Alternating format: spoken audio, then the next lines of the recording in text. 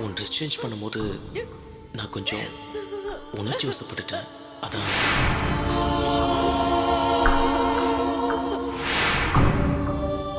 உங்க வீட்டில் எடுத்து சொல்லி நம்ம கல்யாணத்துக்கு ஒத்துக்க வைக்கணும்.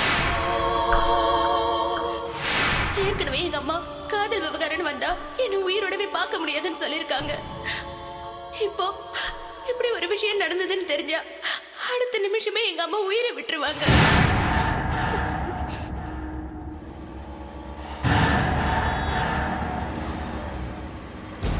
ஹாய் பிரியா, இவகிட்ட விளையாடி ரொம்ப நாள் ஆச்சு. இரு வர.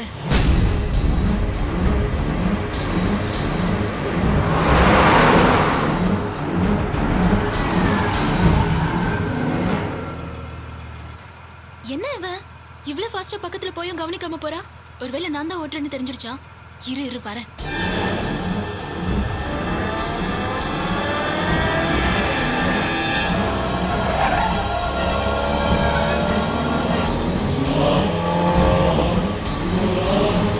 அங்க பாருமா, அந்த கார்காரன் அந்த பொண்ணு மேல ஏத்துருவோம் போல இருக்கு.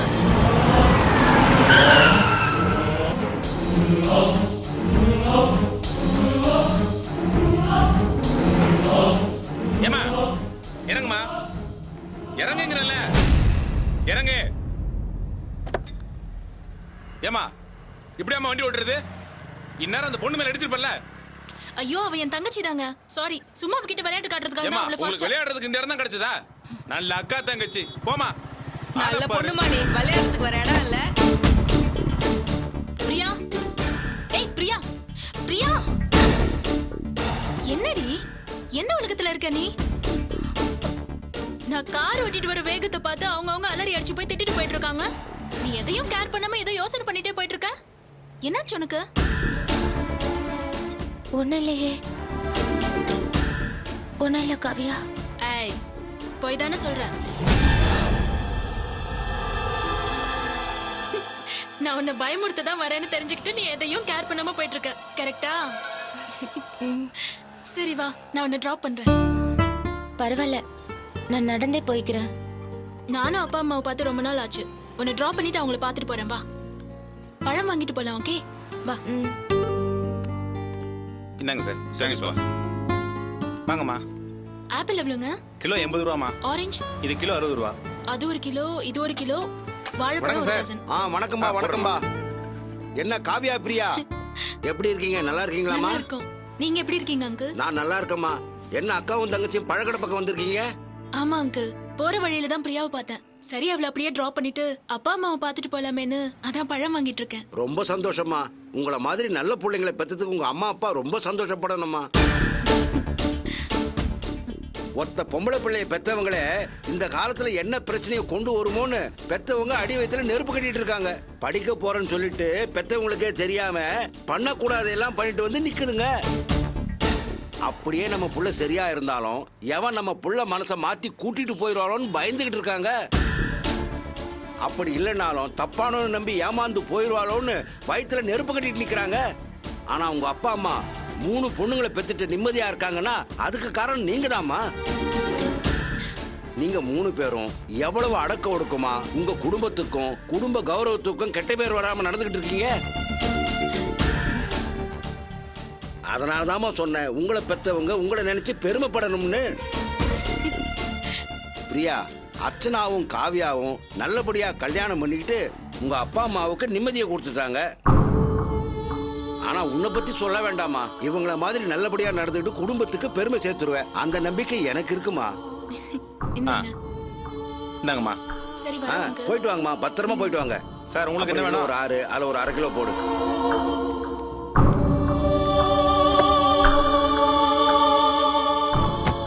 பிரியா, கந்தசாமி அங்கிள் நம்மள பாராட்டி பேசுறது கேட்கும்போது மனசுக்கு எவ்வளவு சந்தோஷமா இருந்தது தெரியுமா? ஆக்சுவலா அந்த பாராட்டுக்கு முழுக்க முழுக்க தகுதி உள்ளவங்க அர்ச்சனாவும் நீயும் தான். நான் கூட திலீபனை லவ் பண்ணிட்டு அப்பா அம்மாவுக்கு தேவையில்லாத பிரச்சனையும் கொடுத்து நம்ம குடும்பத்து நிம்மதியையும் கெடுத்துட்டேன். என்ன பிரியா, நான் பேசிட்டே இருக்கேன், நீ பேசாம இருக்க? என்னாச்சு? Any problem? ஒன்றும் இல்லையே. அப்புறம் ஏன் ஒரு மாதிரி டல்லாவே இருக்க? கவ்யா, அது வந்து காலேஜில் ஃப்ரெண்ட்ஸுங்களுக்குள்ள ஒரு சின்ன ப்ராப்ளம், அதான். ஓ, வேற எந்த பிரச்சனையும் இல்லையே? வேற ஒன்றும் இல்லை. சரி, வா போலாம்.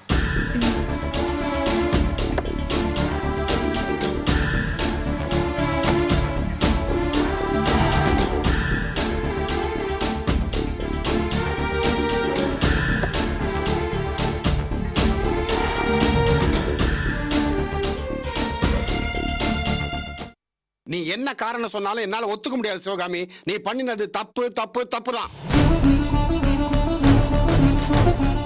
மாப்பிள்ளை யாரு? எப்பேற்பட்ட மனுஷன் அவர்? அவரை போய் இப்படி எல்லாம் பேசிட்டு வந்திருக்க? சரி, அவரை தான் பேசினேன்னு பார்த்தா அவர் வீட்டுக்கே போய் பெத்த பொண்ணுகிட்டயே நீ செத்தாலும் ஆகாது நான் செத்தாலும் ஆகாதுன்னு பேசியிருக்கேன்னா உன்னை என்னன்னு சொல்றது? என்ன ஆச்சு சிவகாமி உனக்கு? உன் மனசுல பாசமே கிடையாதா? உன் மனசு என்ன பாரி ஆயிடுச்சா? பாறைய போனது ஏன் மனசு இல்லைங்க, அர்ச்சனாவும் அவ புருஷன் மனசும் தான். என்னடா கூட பிறந்தவளை பத்தி தப்பா பேசுறாங்களே, பிறந்த வீட்டு கௌரவத்தை குழி தோண்டி புதைக்கிறாங்களேன்னு இல்லாம அவன் பண்ற எல்லாத்துக்கும் உடந்தையா இருந்தால, அதான் தாங்க முடியாத ஆத்திரம் தீர பேசிட்டு வந்த. ஆத்திரக்காரனுக்கு புத்தி மட்டும் சொல்றது உன் விஷயத்துல சரியா போச்சு.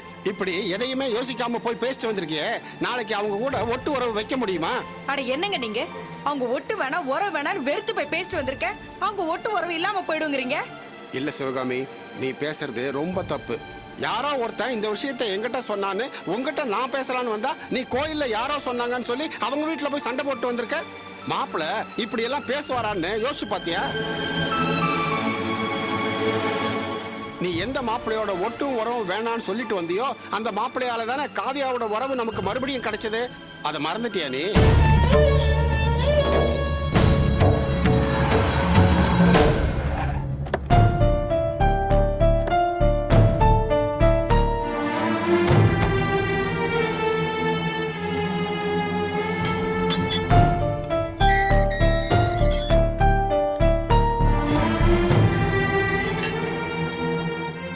நம்ம ரெண்டு பொண்ணுங்களோட உறவு நமக்கு இல்லைன்னு ஆனதுக்கு அப்புறம் நாம எவ்வளவு வேதனைப்பட்டுக்கிட்டு இருந்தோம். அப்போ காவியாவை மறுபடியும் நம்ம கூட சேர்த்து வச்சு நம்ம மனசுக்கு ஆறுதல் கொடுத்தது யாரு?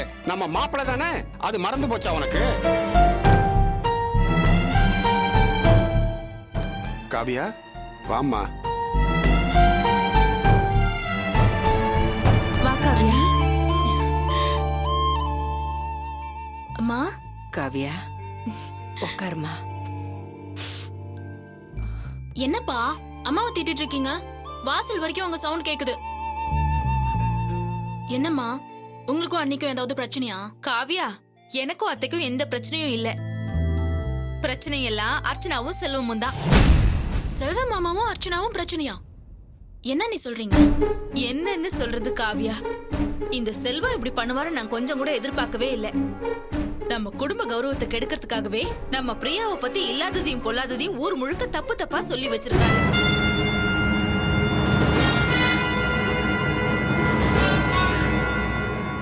செல்வ மாமா பிரியாவை பத்தி தப்பா பேசினாரா?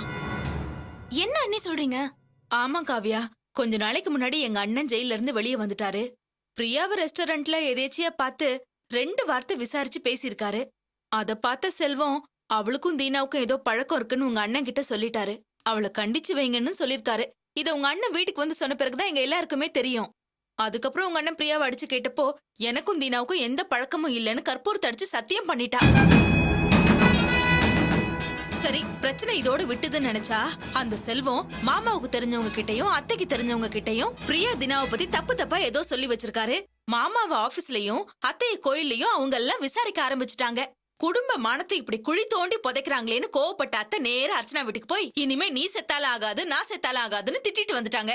அத பத்தி தான் மாமா பேசிக்கிட்டே இருந்தாரு, நீயும் வந்துட்ட.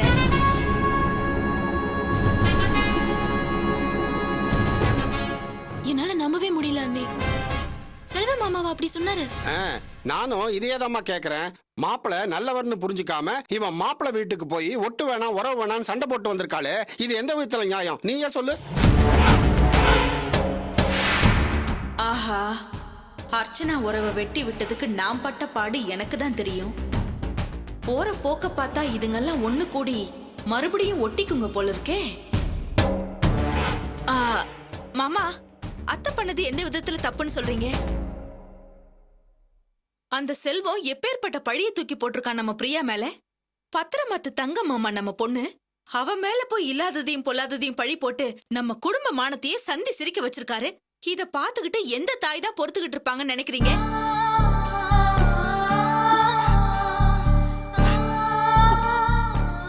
ஜெயந்தி, மாப்பிள்ள தான் இப்படி செஞ்சிருப்பாருன்னு உறுதியா தெரியாம இப்படி பேசுறது ரொம்ப தப்பு. இல்ல மாமா, இந்த காரியத்தை நிச்சயம் செல்வம் தான் பண்ணிருப்பாரு. எப்படியா நீ அவ்வளவு உறுதியா சொல்றீங்க? காவ்யா, ஒரு விஷயத்தை நல்லா யோசிச்சியா? இந்த விஷயமே உங்க அண்ணன் சொல்லிதான் எங்க எல்லாருக்குமே தெரியும். இந்த வீட்டு பொண்ணு உனக்கே நாங்க இத சொல்லாத போது வெளியில இருக்கிறவங்களுக்கு நாங்க எப்படி சொல்லுவோம்? இந்த விஷயம் தெரிஞ்ச இன்னொருத்தர் செல்வம் தான். அத்தை கிட்டயும் மாமா கிட்டயும் சொன்னவங்க எல்லாருமே செல்வம் தான் சொன்னார்னு சொல்லிருக்காங்க. அப்படி இருக்கும்போது இதை விட வேற என்னமா ஆதாரம் உனக்கு வேணும்? எனக்கு ஒரே குழப்பமா இருக்கு. இதுல குழம்புறதுக்கே ஒண்ணும் இல்லம்மா. உங்க அண்ணி சொல்றது வேணா ஒரு விதத்துல நியாயமா இருக்கலாம். ஆனா மாப்பிள்ளை எப்படிப்பட்டவர், அவர் குணம் எப்படிப்பட்டதுன்னு எனக்கு ஆரம்பத்துல இருந்தே தெரியும். எந்த சூழ்நிலையிலையும் நம்ம குடும்பத்துக்கு மட்டும் இல்லம்மா, வேற எந்த குடும்பத்துக்கும் கெட்ட பேர் வரதையோ கௌரவ குறைச்சலா நடந்துக்கிறதையோ அவர் நிச்சயமா செய்ய மாட்டார். அதுல நான் உறுதியா இருக்கேன். நீங்க உறுதியா தாங்க இருப்பீங்க. நான் நல்லவன் சொல்றவன நீங்க கெட்டவன் சொல்லுவீங்க, கெட்டவன் சொல்றவன நல்லவன் சொல்லுவீங்க. ஆரம்பத்துல இருந்து நீங்க இப்படிதானங்க இருக்கீங்க.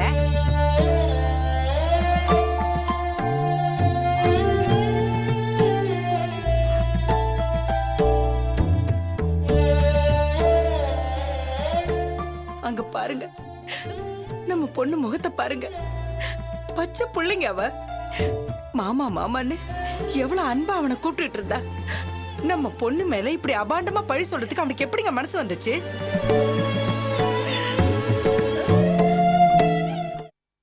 காவியாக்கும் அர்ச்சனாவுக்கும் தான் மனஸ்தாபம் பிரச்சனை. அர்ச்சனாவுக்கும் பிரியாவுக்கு என்னங்க பிரச்சனை? எதுக்குங்க அவ மேல சேர்த்தள்ளி பூசணும்? இதை கேள்விப்பட்டதுல இருந்து பெத்த வயிறு அப்படியே பத்தி எரிஞ்சுக்கிட்டு இருக்கு. அநியாயமா என் பொண்ணு மேல பழி சுமத்துனவங்க யாரா இருந்தாலும் சரி, அவங்க நல்லாவே இருக்க மாட்டாங்க.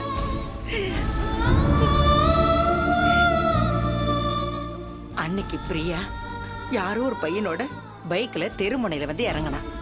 அன்னைக்கு நான் அவளை பிடிச்சி சத்தம் போட்டேன். அன்னில இருந்து எண்ணி வரைக்கும் குனிஞ்ச தலை நிம்மராம காலேஜுக்கு போயிட்டு வந்துட்டு இருக்கிறான்.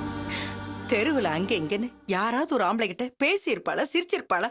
இல்ல யாராவது வந்துதா உங்க பொண்ணு அங்க பார்த்த இங்க பார்த்தேன்னு ரிப்போர்ட் பண்ணிருக்காங்களா? அப்பேற்பட்ட பொண்ணு மேல இப்படி அபாண்டமா பழிய சுமத்திருக்கான அவ.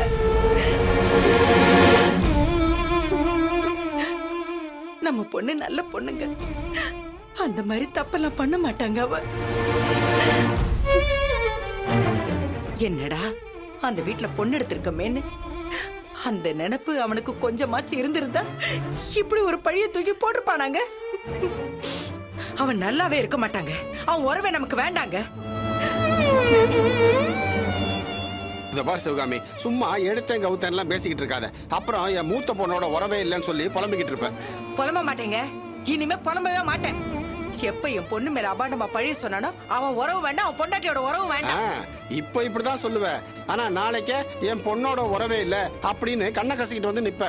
இத பார் சிவகாமி, இத நான் ஏன் சொல்றேன்னா, நம்ம பொண்ணு பிரியா மேல வச்சிருக்கிற நம்பிக்கையை விட மாப்பிள்ளை மேல வச்சிருக்கிற நம்பிக்கை அதிகம். கண்டிப்பா அவர் இப்படி ஒரு காரியத்தை பண்ணியே இருக்க மாட்டார்.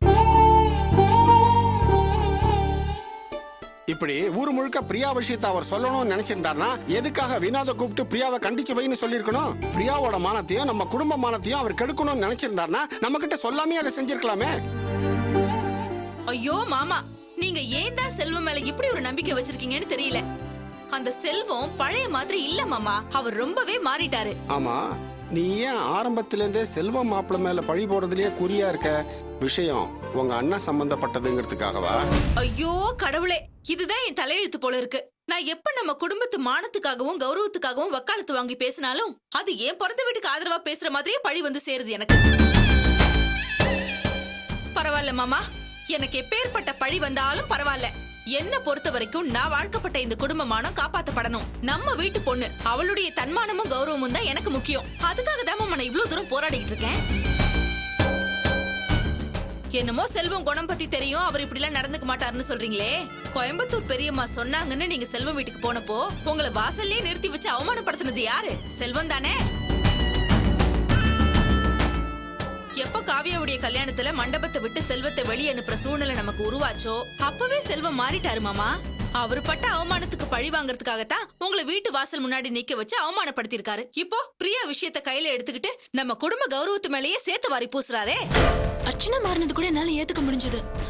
ஆனா செல்வம் மாமா இப்படி மாறுவார்னு நான் கொஞ்சம் கூட எதிர்பார்க்கல. கால நேரம் வந்தா எல்லாம் தானா மாறுவாங்க காவியா.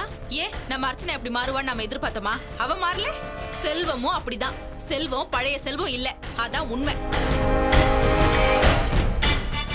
எனக்கு என்னமோ அண்ணி சொல்றதுதான் கரெக்ட்னு தோணுதுப்பா. இந்த பார் காவியா, நீ வேணா உன் முடிவை மாத்திக்கலாம். ஆனா யாரு என்ன சொன்னாலும் நான் என் முடிவை மாத்திக்கிறதா இல்ல. மாப்பிள்ளைய பத்தி எனக்கு நல்லா தெரியும். ஏதோ சந்தர்ப்ப சூழ்நிலை அவருக்கு எதிராக அமைஞ்சு போச்சு. நீயும் அதை நம்பிட்ட. உங்க அம்மா ஒரு படி மேல போய் அவங்க வீட்டுக்கே போய் உங்க ஒட்டு வேணாம் உரம் வேணாம்னு சண்டை போட்டு வந்துட்டா. இதுக்கப்புறமும் நான் வருத்தப்பட்டு எந்த பிரயோஜனமும் கிடையாது. என்ன பண்ணணுமோ பண்ணுங்க. ஆனா ஒரு விஷயம், மாப்பிள்ளை நல்லவரா கெட்டவரான்னு காலம்தான் முடிவு பண்ணும்.